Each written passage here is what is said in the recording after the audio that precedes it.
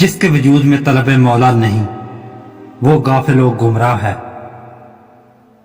نفس کی بنیادی کارگزاری بھی یہی ہے کہ وہ بندے کو راہ خدا سے ہٹا کر بے یقین کرے، اپنے دل میں کبر و ہوا کا ذرہ بھی نہ آنے دے کہ کبر سے کوئی معزز مرتبہ پر نہیں پہنچ سکا۔ اگر نفس گناہ اور معصیت میں مشغول ہو جائے اور دل ذکر اللہ کو بھول جائے تو اس سے بڑھ کر کبیرہ گناہ اور کوئی نہیں۔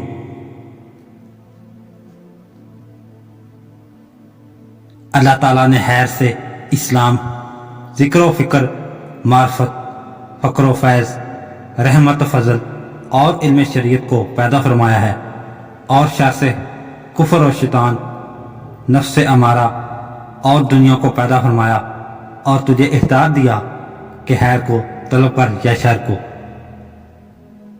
جو شخص صبح و شام ذکر قلبی میں مشغول رہتا ہے وہ ہمیشہ امن میں رہتا ہے اور اس کا خاتمہ بالخیر ہو۔ خود نمائی تیرا حجاب ہے، اس حجاب کو اٹھا دے۔ جب خود نمائی کا حجاب اٹھ گیا تو مراتب حق الیقین کو پالے گا۔ زندگی کل اسے حاصل ہوتی ہے جو اللہ تعالیٰ کا منظور نظر ہو جاتا ہے۔ تو اس بات کو خوب سمجھ لے کہ کل اور جز ہر شے ایک ہی حرف اللہ میں جمع ہے۔ وہ ایک حرف تجھے اس ایک ذات تک پہنچا دے گا جس کی تجھے جستجو ہے۔ تیرے قریب کون ہے؟ تو نہیں جانتا کہ اللہ تعالیٰ تیرے بہت قریب ہے، لیکن تیرا اپنا نفس ہی تیرا رقیب ہے جو تیری راہ مارنے پر تلا ہوا ہے۔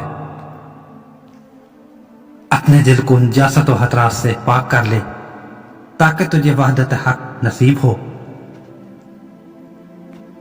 جان لے کہ دل ایک خانہ نور ہے جو ہمیشہ اللہ تعالیٰ کے مد نظر رہتا ہے۔ دل کے اس خانے نور میں 7 خزائن الہی پائے جاتے ہیں۔ پہلا خزانہ ایمان ہے، دوسرا خزانہ علم ہے، تیسرا خزانہ تصدیق ہے، چوتھا خزانہ توفیق ہے، پانچواں خزانہ محبت، چھٹا خزانہ فقر ہے اور ساتواں خزانہ معرفت توحید الہی ہے۔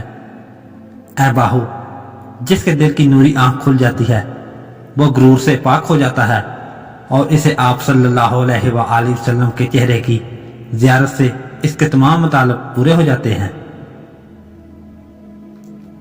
اور گر کے فنا فی اللہ حضور ہو جاتا ہے، اور عرش و کرسی لوح و قلم اس کے دل میں سمائے رہتے ہیں۔ جو دل کی حقیقت کو پا لیتا ہے وہ غم و الم سے محفوظ رہتا ہے۔